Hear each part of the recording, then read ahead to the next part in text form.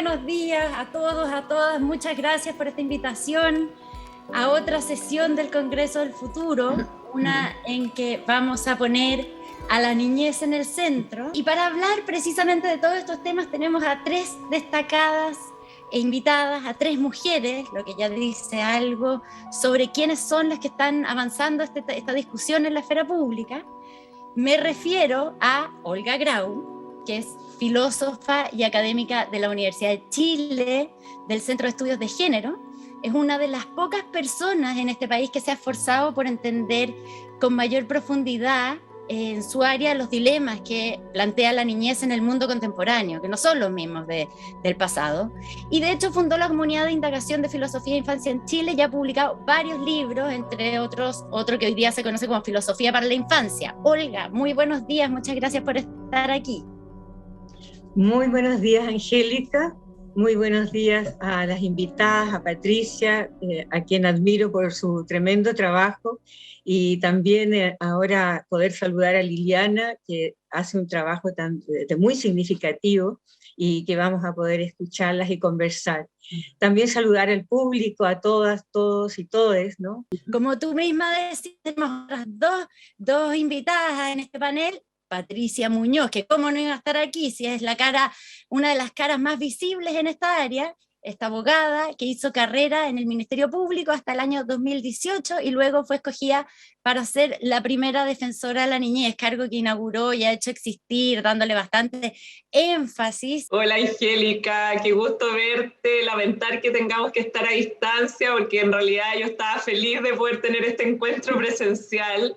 Muy agradecida de Congreso Futuro por esta invitación, particularmente por poder compartir en este panel con dos grandiosas mujeres, no solo personas grandiosas, sino que también profesionales que han puesto en el centro de su trabajo los derechos de los niños y los adolescentes. Así que encantada de estar acá y estoy segura que será una gran conversación. Y para completarla, desde el área de la educación, tenemos a Liliana Cortés, que es trabajadora social y directora de la directora ejecutiva, de la Fundación Súmate del Hogar de Cristo. Esta es una fundación que se dedica a un tema bien importante, que es la reinserción escolar, la búsqueda de personas que han abandonado el sistema, un problema que además sin duda se ha agudizado con la pandemia. Esta fundación administra 5 escuelas de reingreso y hace una labor en un área que muchas veces es invisibilizada, así que muchas gracias por estar aquí, Liliana. No, muchas gracias también, Angélica, feliz también de compartir Olga y Patricia. También destaco que es un día importante, la Ley de Garantías de la Niñez es algo muy, muy esperado, y feliz de poder hablar de educación y de lo que tenemos que seguir transformando para poder estar a la altura de los niños y las niñas de nuestro país. Muchas gracias. Ya, entonces lo que vamos a hacer ahora es que para entrar en materia, voy a darles unos minutos a cada una para que nos explique qué significa poner a la niñez en el centro, porque suena bonita la frase, pero realmente ¿qué implica eso? Entonces le voy a dar a cada una para entrar en la conversación con ese tema. Olga, te dejo a ti para que inaugures esta conversación. Muchas gracias, Angélica. Mira, a mí me gustaría partir citando una frase muy significativa de nuestra gran poeta Gabriela Mistral, ¿no? Que además de poeta grandiosa, fue una gran pensadora de la infancia, ¿cierto? Y su prosa y su poética así lo exponen. Y voy a decir, es muy breve, que la infancia servida abundante y hasta excesivamente por el Estado debería ser la única forma de lujo, vale decir de derroche, que una actividad honesta se diera para su propia honra y su propio goce. La infancia se merece cualquier privilegio. Y pongo esta frase para decir, ¿no?, que esta fue dicho hace muchas décadas. Entonces, nos vuelve siempre eso, ¿no? La Convención de los Derechos del Niño tiene muchas décadas también.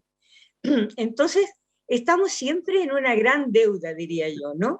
Y eso es lo que tenemos que pensar, que cuáles son los atascos principales para poder realmente cambiar, hacer una transformación de la sociedad, ¿cierto?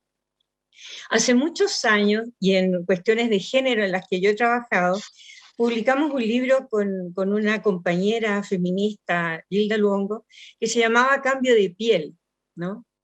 Y justamente queríamos decir de que lo que tiene que cambiar fundamentalmente es una sensibilidad, ¿no? Un modo de sentir, porque si eso no cambia, es muy difícil, porque los cambios estructurales que hablamos, los cambios económicos, sociales y políticos, ¿cierto?, tienen que producirse desde un sentir, desde una sensibilidad inteligente que nos hace pensar en la posibilidad de un mundo inclusivo, de un mundo de convivencia, porque decimos vivimos con, pero nuestra convivencia es débil, ¿cierto? El convivir está muy debilitado todavía. Entonces, ¿de qué manera, ¿cierto?, podernos poner en una situación de reflexión muy profunda, donde también niñez en el centro significa que como adultas y adultos perdemos también un cierto lugar. Es decir, no podemos estar en el centro de la misma manera, porque hemos sido el centro, de ahí la palabra, ¿cierto?, adultocéntrica, que se ha hecho tan conocida, ¿no?, y puesta en nuestra escena nacional por Claudio Duarte, desde la sociología de la juventud, ¿cierto? Entonces, eso yo creo que tener como la voluntad también, ¿no?, una voluntad política de un cierto repliegue para que las voces y para que haya real participación de niñas y niños. Tenemos que hacer esa retirada de alguna manera, ¿no? Porque incluso hay muchas cuestiones que son interesantes, incluso movimientos de niñas y niños, ¿cierto?, pero donde los adultos de alguna manera son quienes están diseñando, ¿no?, y encaminando. Y yo creo que nos falta dejarlos desplegarse por sí mismos, y por sí mismas y por sí mismas, de una manera que no hemos probado. Yo creo que no hemos probado en la educación, por ejemplo, ¿no?, en nuestras familias. No hemos probado una manera de escucharlos y acogerles. A mí me sorprende, y por eso soy una gran apasionada de filosofía con niñas y niños, me sorprende la inteligencia y lo que nos pueden enseñar desde muy chiquititos. O sea, yo pienso que desde los 3 años son un mundo, y de antes también, un verdadero mundo, ¿no? Y que nos pueden también decir muchas cosas para lo que nosotros podemos tener nuestros límites. Entonces, déjame interrumpirte ahí para hacerle una pregunta a la defensora de la niñez, a propósito de algo que tú has dicho, que es precisamente esta idea de que poner a la niñez en el centro significa que los adultos nos vamos a tener que replegar, vamos a tener que entregar una cuota de poder, ¿no es cierto? Exactamente. Pasa por ahí. Entonces le quiero preguntar a la defensora de la niñez, ¿qué es lo que le ha tocado ver a ella? Si ha visto que hay disposición para hacer ese repliegue, para ceder cuotas de poder a los niños, a las niñas y a los adolescentes en estos casi 4 años en que lleva en su cargo. Sí, mira, Angélica, yo creo que acá, partiendo de la pregunta inicial, ¿no?, que es cómo logramos en definitiva poner a la niñez en el centro, yo iba a expresar que me parece que una buena concepción es lo que nosotros hemos tratado de instalar desde la Defensoría de la Niñez, ¿no?, que la construcción de un país se debe hacer para, por y con los niños, niñas y adolescentes. Y eso efectivamente involucra que los adultos nos comprometamos también con un encuentro intergeneracional virtuoso, en el cual comprendamos que tanto las niñas tienen la posibilidad, por cierto, de aprender de nosotros los adultos, pero nosotros como adultos también tenemos la posibilidad de aprender de ellos y de ellas. Porque el hecho de que sean niños no implica, y ese es el tránsito que debimos haber dado hace más de 30 años, ¿no es cierto?, en esta lógica de dejar de pensar que su condición de niños es asimilable a la condición de incapaces, que es un poco la estructura desde la cual se concibe la niñez en un modelo tutelar que desafortunadamente, a pesar de la ratificación de la Convención hace más de 30 años, sigue imperando en nuestra sociedad, muy sostenido en lo que tiene que ver con el adultocentrismo y el paternalismo desde el cual se construye y se ha construido no solo política pública, sino que también sociedad. Y por eso hacía el énfasis antes de que empezáramos en la relevancia que tiene la ley de garantías para nosotros, porque pone el foco precisamente en la promoción y difusión de derechos que no solo está pensado en relación con el niño o niña, sino que también con su entorno familiar inmediato, de manera que eso nos permita permear en la concepción adulta la importancia de integrar en nuestras definiciones aquellas opiniones que niños, niñas y adolescentes están teniendo, que no tiene que ver, y aquí termino, con esto que se ha intentado hacer y se intentó hacer con los grupos que se oponían a la ley de garantía, que era procurar poner en una oposición o en una contradicción la autonomía progresiva de niños, niñas y adolescentes, o sea, la posibilidad de ir tomando más responsabilidades, decisiones y ejerciendo sus derechos por sí mismos, con el derecho y el deber de los padres de educarles.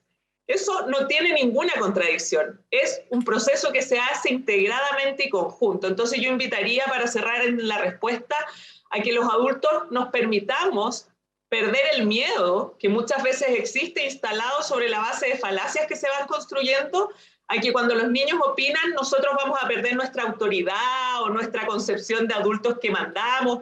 No tiene que ver con eso, tiene que ver con como una co-construcción desde la intergeneracionalidad y su virtud.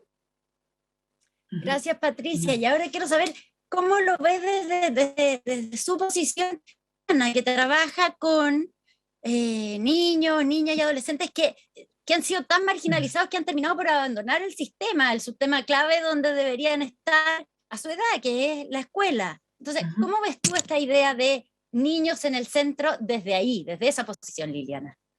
Bueno, yo creo que desde la necesidad de visibilizar la niñez y su protección, yo creo que aperturar este diálogo es incluir a los niños, las niñas y los jóvenes. Para nosotros, la verdad es que yo creo que durante todos estos años que hemos estado trabajando en la Fundación Sumate, nos hemos dado cuenta, yo diría que de dos cosas que son fundamentales. La primera es que el dolor que le hemos causado a los niños por estar fuera del sistema escolar, en su lugar natural, es algo que tenemos que recoger y que tenemos que tomar con responsabilidad y con mucha empatía. Eso es lo primero, sin culpa, o sea, con la responsabilidad que corresponde, pero entendiendo que la vida que han vivido estos niños, un niño que pasa 3 o 4 veces en una escuela, que su experiencia una tras otra es peor que la otra, digamos, yo creo que ahí hay un tema de empatía muy importante. Y ahí yo creo que nosotros debemos ser capaces de reconocer estas cegueras que planteaba Olga de alguna forma. Nosotros somos ciegos a la realidad que viven los niños. Es un mundo tremendo, es un mundo lleno de talento, lleno de creatividad. Son jóvenes en este caso que por sus mismas experiencias tienen muchas formas de resolver la vida que pueden ser muy útiles para nosotros, los adultos. Y ahí yo creo que hay un primer como reconocimiento para poder llegar nuevamente a ello. Y un segundo elemento que yo creo que es para nosotros más importante y desde la educación, que es del mundo donde nosotros habitamos, que es que tenemos que desaprender. O sea, para ti, para mí, para las personas los adultos que estamos ahora escuchando, puede que este sistema no funcionó, no funcionó al momento de educarnos y llegamos quizá a donde estamos hoy día. Pero para los niños y las niñas de hoy no les sirve. No les sirve el excesivo conocimiento, no les sirve estar sentados mirando todos hacia adelante en silencio, no sirve. A ellos no les sirve porque sienten que el mundo que tienen que habitar es otro. Es de interacciones, es con tecnología, es en proceso de adaptación permanente. Entonces, cuando los llevamos a una escuela que vuelve a llevarlos como no siquiera es un tema antiguo, sino que algo que no es útil, se desencantan, se rebelan, se sienten atrapados. Y ahí yo creo que lo que nos queda a nosotros es que tenemos entonces que preguntarles. Y que es un poco lo que hacemos nosotros en nuestro modelo educativo. Nuestra propuesta educativa al final, desde la individualidad, la clave para recuperar trayectorias educativas es que los niños y los jóvenes nos digan qué fue lo que no funcionó con ellos y para ellos. Y a partir de eso, construimos una propuesta educativa que sí sientan motivación, desafío, y que donde vayan ellos encontrando un propósito, y nosotros ser espectadores, y privilegiados espectadores, de cómo construyen ese propósito. Eso. Liliana, tomando un punto que tú pones, que hablas de desaprender, de volver a pensar, a reflexionar sobre cómo hacemos las cosas, tantas que damos por sentadas.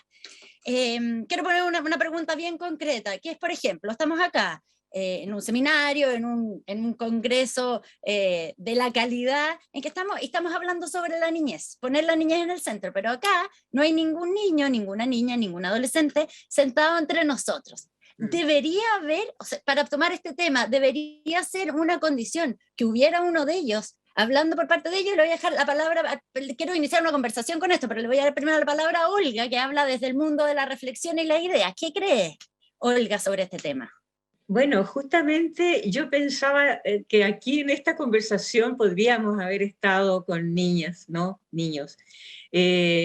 Y empecé a mirar lo que estaba ocurriendo en Congreso Futuro, y aparecen de alguna manera algunas niñas y algunos niños.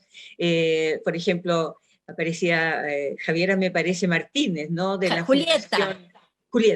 Julieta Martínez, de la Fundación Tremendas, ¿no? También hay niñas que trabajan y están organizadas en la Fundación Niñas Valientes. Es decir, hay varias instancias donde están haciendo un recorrido muy interesante y muy empoderadas. Y claro, perfectamente podríamos haber tenido incluso una interlocución en pantalla, ¿no? Que se hubiera hecho ese diseño. Entonces, estamos siempre con una cierta deuda, pero porque nuestro imaginario está constituido de una manera muy profunda, ¿no? Es decir, cuando yo hablaba al comienzo del cambio de piel, eso significa un cambio en nuestra subjetividad, ¿no? En nuestro psiquismo. Y eso es algo muy difícil, y por eso son tan difíciles los cambios culturales, ¿no? Y a eso tenemos que apuntar, a los cambios en el lenguaje, a los cambios en lo simbólico. Por ejemplo, hay mucha resistencia en este momento para incorporar la palabra niñez en términos de definir una identidad no binaria, ¿no? O de la disidencia sexual. Y tenemos discusión y conversaciones especialmente con personas que vienen del campo de la literatura, de la lingüística, pero eso es lo que significa realmente disponernos a que la niñez esté en el centro, porque niñas, les niñas se están nombrando de esa manera.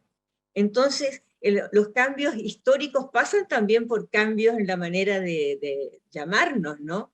Y una cosa quisiera decir, que es una idea bien interesante de una filósofa, de una teórica política, que es Hannah Arendt, que es la idea de natalidad. Y ella lo ponía como una acción que era la matriz de todas las acciones, ¿no?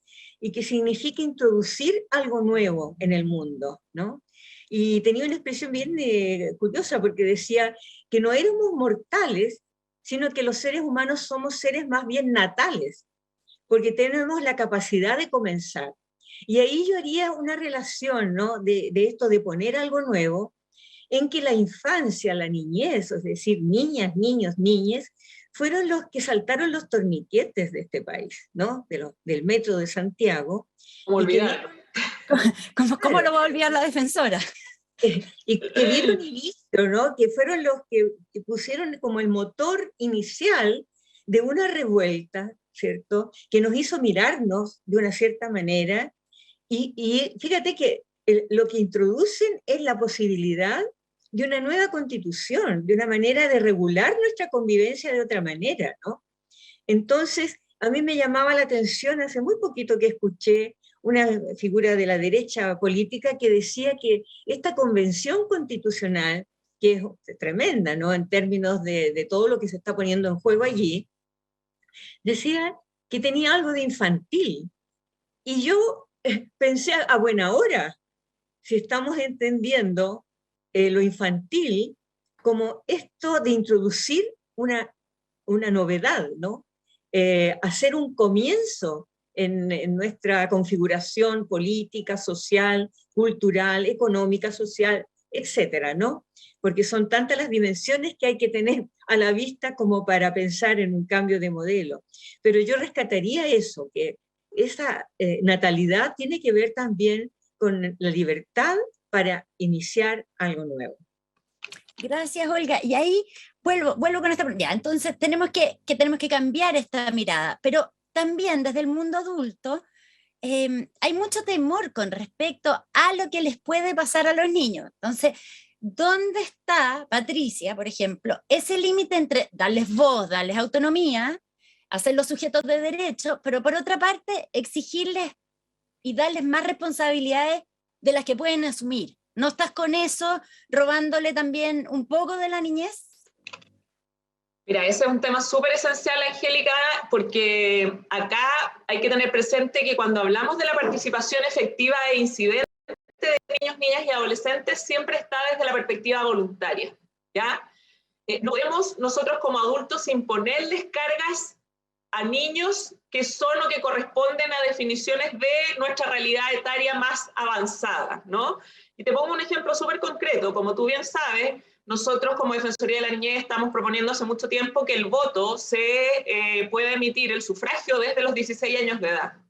Pero ahí hacemos una referencia muy clara a que en cualquier caso, como hay posiciones de que el voto debe volver a ser obligatorio, nosotros decimos, en cualquier caso, si es que se rebajara la edad de sufragio, en los menores de edad no puede ser obligatorio, sino que debe ser voluntario. O sea, la participación tiene ciertas exigencias. Hay un modelo que nosotros seguimos, que es de la profesora Lundi, donde uno de los aspectos esenciales tiene que ver con la voluntariedad y el espacio protegido en el cual los niños, niñas y adolescentes van propiciando este diálogo intergeneracional.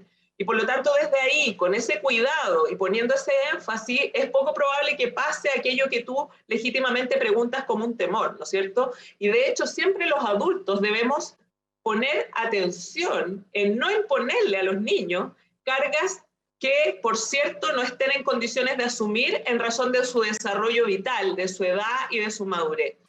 Desde ese punto de vista, y tomo aquí lo que decías al inicio, yo siempre que hago alguna presentación, que me invitan a alguna jornada, siempre parto diciendo, no veo a los niños, ¿dónde están? Porque en el fondo, incluso para quienes trabajan en infancia, es un tema que no está tan instalado. O sea, lo que quiero decir es que tampoco seamos tan autoflagelantes ni castigadores con nosotros mismos como adultos, sino que también, como dice Olga, este es un proceso de aprendizaje que tenemos que ir construyendo entre todas y todos. Y yo creo que desde ahí la Defensoría de la Niñez, y acá, por cierto, puede sonar autorreferente, pero a mí me parece que hay muchas tareas pendientes. Yo soy particularmente autocrítica de mi trabajo y creo que tenemos muchas deudas con las que hay que seguir avanzando, pero sí creo que la Defensoría de la Niñez ha permitido instalar en la discusión pública de manera permanente que niños, niñas y adolescentes no deben seguir siendo mirados como meros objetos de protección,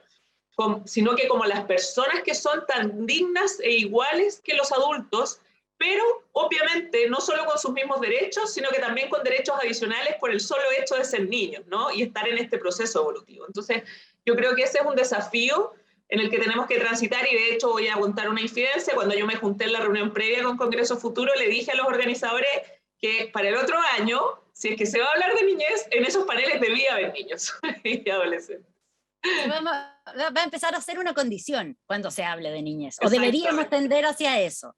Exactamente. Yo veo a la Liliana sintiendo también, diciendo lo mismo, pero sí. me gustaría conocer tu posición, precisamente porque trabajas con niños que también, por otro lado, necesitan mucha protección. Es que yo creo que la protección es poder permitirles que ellos ejerzan sus derechos. O sea, en el caso de lo que nosotros trabajamos, que es el derecho a la educación, que un joven pueda retomar su trayectoria educativa, volver a vivir una experiencia educativa, es el espacio de protección por esencia, digamos, que necesita.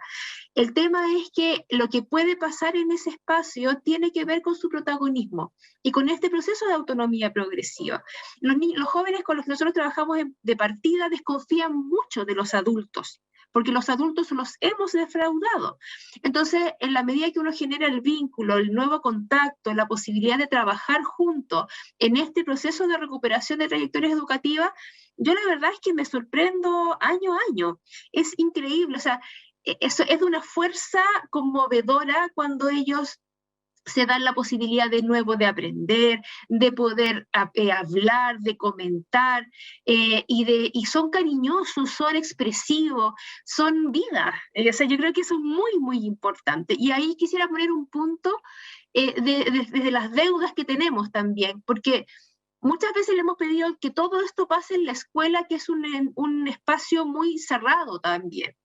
Y yo creo que hoy día como país debemos dar mucho énfasis a los espacios públicos, las plazas, espacios deportivos, de arte, de cultura, donde los niños, las niñas y los jóvenes los veamos también expresarse, porque para poder probar estas nuevas formas de relacionarnos, tenemos que ver cómo ellos se organizan, ver cómo ellos logran hacer muchas cosas, cómo pueden disfrutar de la vida, y con eso posiblemente también seamos capaces de bajar nuestras barreras, entrar en ese mundo de disfrute y con esto aprender también. Esto no tiene por qué ser serio, no significa que tenemos que sentarnos con un joven a tener una conversación seria.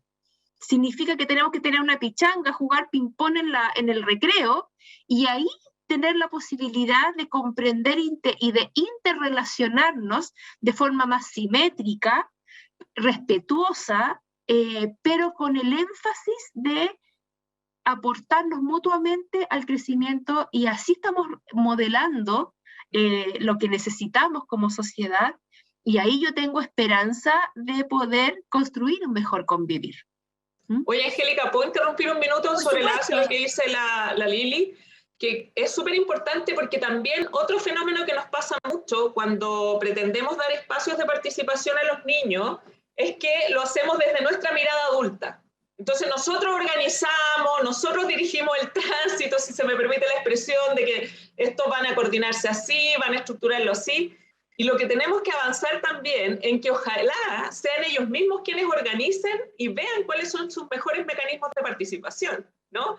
Esa es una mirada que también nos hace ampliar las posibilidades. Por ejemplo, nosotros estamos trabajando con una organización alemana, CRIS, un proyecto que se llama Presentes, que es a través de juegos de simulación poder generar una estructura de participación cívica, donde vayamos viendo cómo desarrollamos la ciudad, cómo aportamos a las decisiones de la autoridad. Y para quienes han participado, este es un juego que está pensado entre los 9 y los 17 años, lo han encontrado fantástico porque tiene una dinámica que no es la misma que nosotros quizás como adultos utilizaríamos para participar, que quizás es sentarnos en un círculo, conversar, o vamos a dar un tema, desarrollemos los argumentos. No, para ellos el juego es una estrategia muy útil de la participación y de la convocatoria. Entonces lo pongo como ejemplo en el sentido de lo que dice la Lili, ¿no? Cómo vamos construyendo también formas de mejorar nuestros espacios y los entornos familiares y sociales inmediatos de los niños, permitiéndoles a ellos y a ellas opinar y participar de acuerdo a lo que ellos mismos necesitan. Para los barrios, Angélica, yo creo que esto es esencial. Los barrios están viviendo un proceso súper difícil. Hay temas asociados a la delincuencia, a la deprivación, y si no les damos ese espacio a los niños para poder contribuir también a lo que se necesita ahí, que es lo que tienen más inmediato, y que de acuerdo a nuestra encuesta de opinión es donde se sienten más inseguros, lo que es muy complejo, obviamente no vamos a poder avanzar en un tránsito a una mejor sociedad. Es que yo creo que ustedes están poniendo ahí un punto súper importante, que es que darle espacios a la niñez no es solo sentarlos en un seminario, también puede ser, pero no son esos espacios como formales, también es permitirles existir en las distintas actividades de la sociedad, permitirlos, dejar que se vean, incluso los espacios físicos. Es súper interesante el punto también, me parece. Y Olga, les quiero preguntar algo como a nivel personal, porque creo que puede ser un termómetro también de si estamos mejorando o no, en el sentido de una mejor aproximación al tema de la infancia, que es, ustedes se han dedicado a este tema, por ejemplo, en el caso de Olga, desde la filosofía, que es una de las pocas filósofas que entra en este tema, y yo me imagino que debe haber habido, o a lo mejor como un cierto prejuicio a dedicarse a no la niñez, porque hay otros temas que son más importantes o más solemnes. Entonces quería saber cuál ha sido la experiencia de usted con respecto a eso. Ujú. Bueno, por suerte ahora hay muchas más filósofas en esto, ¿no? Eh, Porque claro, comenzamos en la década del 80, ¿no? También en la Universidad de Chile y en la Universidad Católica ya en la década de los 90. Ana María Vicuña es otra persona que estaba en la Católica, ¿no? Trabajando en esto, impulsando el programa de filosofía para niños. Pero yo quería decir que tuvimos muchas resistencias, ¿no? Yo trabajo en el Departamento de Filosofía, ¿no? La Facultad de Filosofía y Humanidades, y las preguntas eran, ¿qué tiene que ver la filosofía con los niños y las niñas, ¿no? Decían los niños, ni siquiera decían las niñas, ¿no? En ese tiempo. Porque, ¿qué quiere decir eso? Que se piensa, por una parte, la filosofía como algo de grandes pensadores, como muy ligado, ¿cierto?, a textos complejos que se leen en la academia, y como que la infancia no tuviera relación con aquello, ¿no? Pero si uno trabaja con niñas y niños, ve que las preguntas que se hacen son muy similares a muchas de las preguntas de la filosofía que se han hecho adultos filósofos, ¿no? Y adultas filósofas. Entonces, yo creo que hay un gran malentendido respecto de la infancia, y la infancia nos hace ver yo insistiría, desde una nueva mirada que hemos perdido como adultos. Es decir, tenemos que reconocer que nos fuimos constituyendo y configurando a partir de una pérdida, ¿no?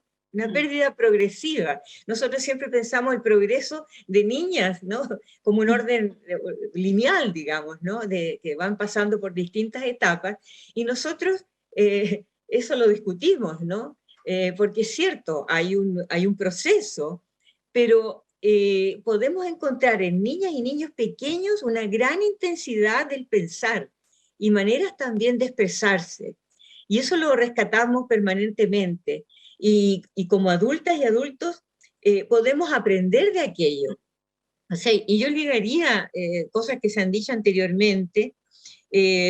Estaba haciendo una relación, Patricia, con un proyecto en Alemania. Hay un alemán que es sociólogo de la infancia, que es Manfred Liebel, ¿no? Y que dice que los más auténticos espacios en que las niñas y los niños se expresan es a partir de lo que ellos gestionan por sí mismos, no encaminados por los adultos y por las adultas. Y él rescata mucho el valor de aquello, y es justamente darles el poder simbólico, pero también real, ¿no? De que efectivamente pueden configurar espacios muy interesantes para hacernos ver por dónde ir. Entonces, claro, desde la filosofía encontramos esa potencia, es una cierta intensidad. Imagínense lo que significa el proceso después del nacimiento. Es una cosa impresionante en términos de vertiginosidad, ¿no? Y de apertura, de sensibilidad al mundo, ¿no? De capacidades perceptuales que vamos perdiendo justamente en una educación que va constriñendo, ¿no? Que va amoldando, que va normativizando permanentemente. Entonces, esa libertad que hay en la infancia, yo creo que podemos perfectamente acogerla y ver qué pasa con ella. Por ejemplo, yo he pensado muchas veces en los diseños escolares, ¿no? En la escuela. Decías tú al comienzo que había algo obsoleto también, ¿no? Lo decía también Liliana, en ese sentido, de que hay algo que no se resuelve en la medida que se sigue reproduciendo lo mismo, ¿no? Y podríamos probar en las escuelas un diseño más de proyectos, ¿no? Donde se pudieran, digamos, indicar algunas posibilidades, pero que grupos en proyectos pudieran realizar de acuerdo a despertares vocacionales también, ¿no? No solamente ese diseño programático que tienen las escuelas, ¿no? De transmisión, de contenidos, sino que efectivamente generar espacios para que haya libertad y para que haya una expresión a partir de un pensar, como digo, que es muy inteligente, muy perceptivo y que tienen condiciones también para organizarse y construir métodos propios. Yo soy una optimista en ese sentido, ¿no? Pero veo que no se dan las condiciones para esa prueba, para ese ensayo. Tenemos que ensayar. O sea, si queremos cambiar el modelo, tenemos que arriesgarnos. y ensayar, y no temer. En tu caso, Patricia, ¿cómo fue esto de asumir el cargo, la primera defensora de la niñez, viniendo además del mundo de los abogados, de una carrera en el Ministerio Público, y cómo ha sido la evolución? Mira, yo la verdad es que no me representé probablemente cuando postulé todo lo que involucraba el desafío de abordar la situación de los derechos de niños, niñas y adolescentes en los términos en los que ha sido el trabajo que hemos tenido que desarrollar, porque la verdad es que estábamos bien atrasados en esta materia. O sea, si uno piensa que ratificamos como país la convención hace 32 años, donde debimos haber hecho ese cambio de paradigma que hablábamos hace un rato, ¿no es cierto?, de transitar de esta lógica tutelar de niños como meros objetos de protección y de decisión de los adultos que le rodeen, a una convicción y reconocimiento de ellos y ellas como sujetos de derecho, y por lo tanto con capacidad de agencia y posibilidades de desarrollar y de ejercer los derechos por sí mismos. Obviamente hay un tránsito que ha sido particularmente lento de parte del quehacer estatal, y en el sentido del quehacer estatal, no solo me estoy refiriendo a cómo la institucionalidad no ha sido capaz de adaptarse a las necesidades de niños, niñas y adolescentes, sino que cómo eso ha tenido como consecuencia que también tampoco ha puesto en el foco la relevancia trascendental que tienen las familias como órgano insustituible, ¿no es cierto?, para el cuidado y protección de los niños, en términos de la entrega de más y mejores herramientas para realizar una crianza desde la perspectiva y el enfoque de derecho. Y pongo este tema, Angélica, porque como ustedes saben, ayer se aprobó por fin la Ley de Garantía, donde precisamente el foco está puesto en este desafío. ¿Y por qué hago este énfasis? Porque muchas veces la discusión en torno a los derechos de los niños pasa por lo que decíamos delante, este cuestionamiento a que en realidad se pretende como sacar a la familia de su rol. Y precisamente lo que se busca es todo lo contrario. Es que ojalá los niños siempre estén en las mejores condiciones en sus familias. Pero para eso, tú como Estado tienes que asumir la responsabilidad que también tienes de entregarle a las familias estas posibilidades de conocimiento y de herramientas. Ustedes, si son mamá, me imagino que saben las dificultades que representa la crianza. Y muchas veces, si eso lo extrapolamos a condiciones donde además se enfrentan adversidades como socioeconómicas, culturales, educacionales, todo eso va condicionando una tensión adicional que evidentemente puede perjudicar la situación de crianza.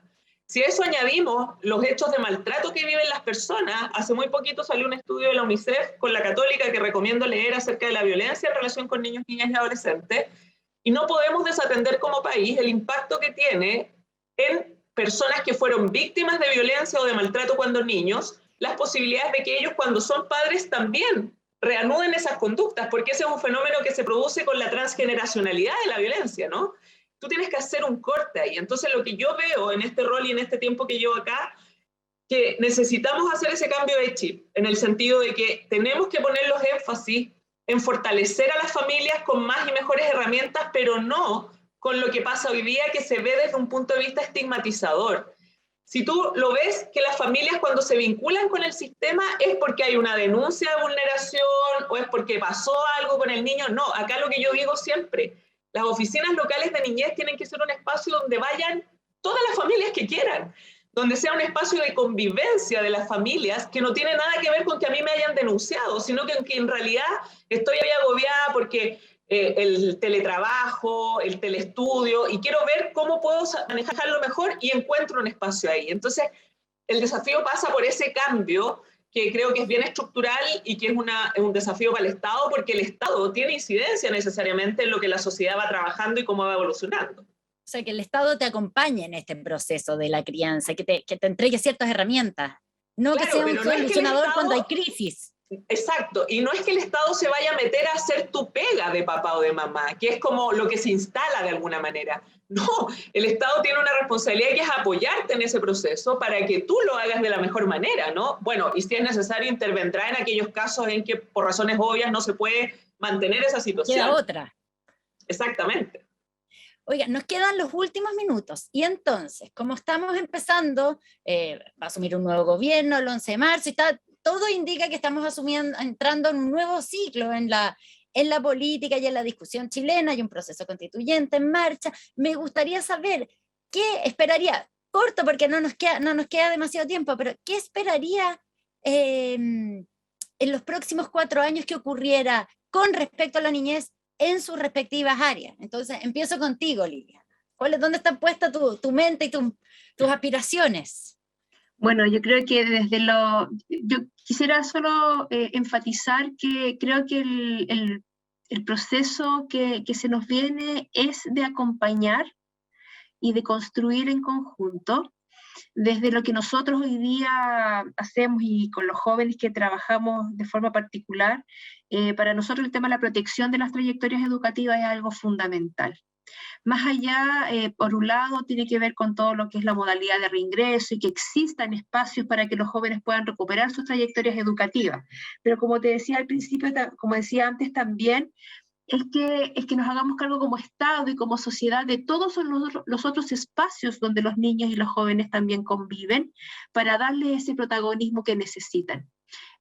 Yo creo que desde ahí, para nosotros la recuperación de las trayectorias educativas es importante, la protección de las mismas, y creo que tenemos que entrar a cuestionar profundamente nuestros modelos educativos y avanzar en la lógica del protagonismo de los niños, las niñas y los jóvenes en el espacio esencial y natural que tienen, que es la escuela.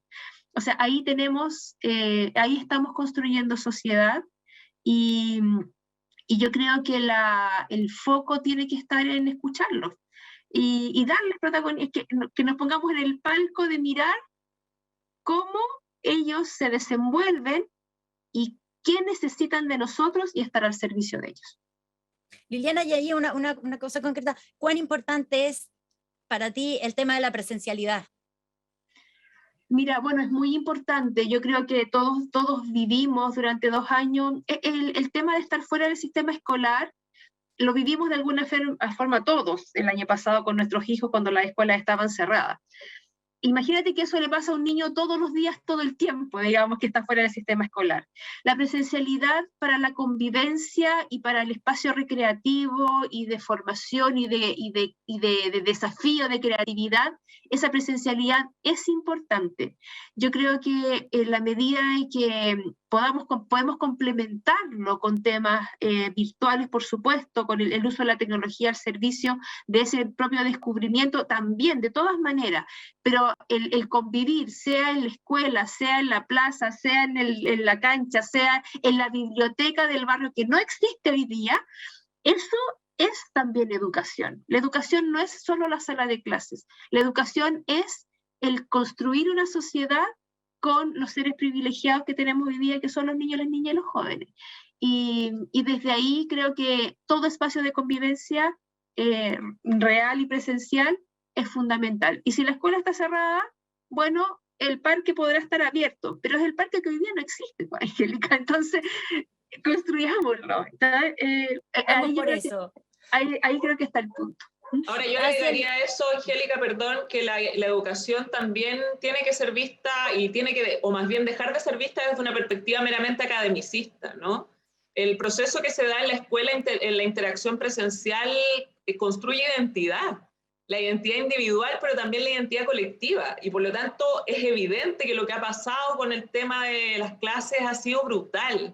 Yo me alegra mucho haber oído la firmeza con la que el presidente electo ha dicho que los colegios van a ser lo último cerrar y lo primero en abrir.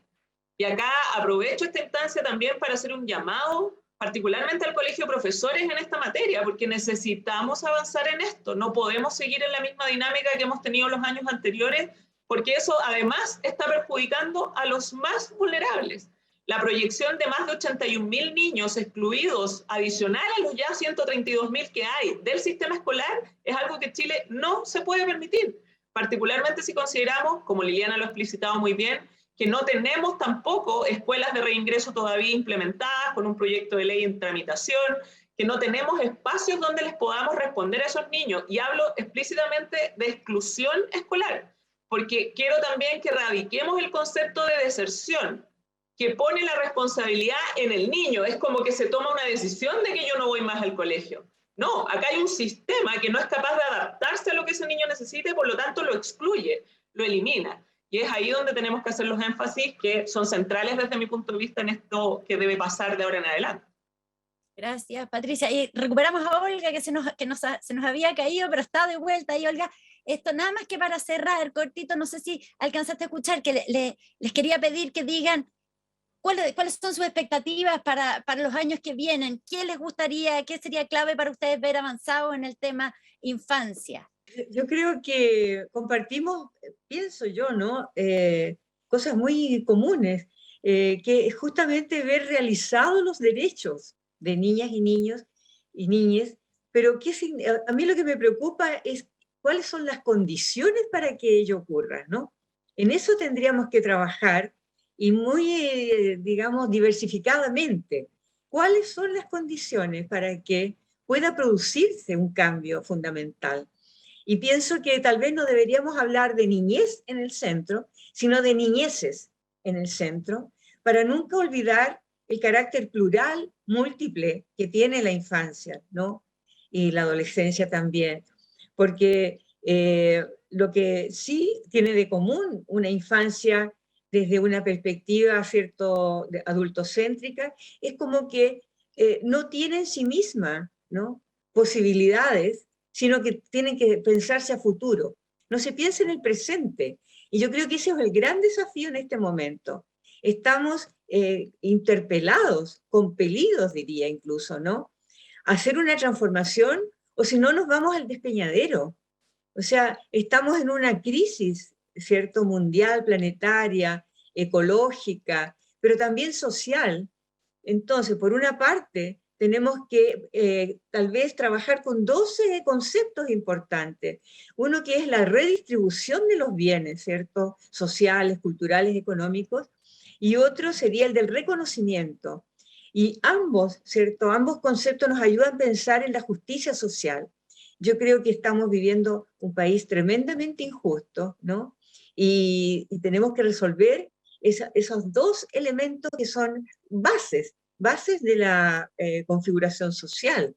Entonces, yo creo que colectivamente, ¿cierto?, desde nuestros propios espacios, armando redes, ¿cierto?, disponernos para la escucha de nuestras niñas y niños en todas las posibilidades, niñas también, que yo creo que esa subjetividad política se está también empoderando, ¿no? Y nos va a hacer ver muchas cosas. Y también las niñas feministas, que se llaman feministas, ¿cierto? Es un cambio de época, pero que tenemos que seguirle la pista. Gracias, Olga. Ya, remata Patricia con una idea cortísima, pero como, ¿a qué le va a poner todo su énfasis, su ímpetu, Patricia? A ver, yo creo que no hay vuelta atrás. Los derechos de niños, niñas y adolescentes están y llegaron y se tienen que quedar y solo intensificar, y es responsabilidad de nosotros siempre, de los adultos, responder a que ellos los puedan ejercer efectivamente. No traslademos esa responsabilidad a los niños, no condicionemos el ejercicio de sus derechos humanos a supuestos deberes, porque eso no es real, y tampoco procuremos o tratemos de hacer una oposición a su desarrollo evolutivo y autonomía progresiva con el rol de sus familias, que seguirá siendo esencial, porque es un deber, criarlos, cuidarlos, protegerlos y amarlos. Así que a seguir trabajando, que esto no para y que hay mucho por hacer todavía. Muchas gracias a las tres, un gusto haber estado en una conversación, un tema que deberíamos poner mucho más seguido, así que también gracias al Congreso del Futuro por reunir a estas tres mujeres que están trabajando en el tema, Olga, Liliana, Patricia, que tengan un estupendo día, y muchas gracias a todos los que nos han estado acompañando. Muchas gracias. Un abrazo, Saludos.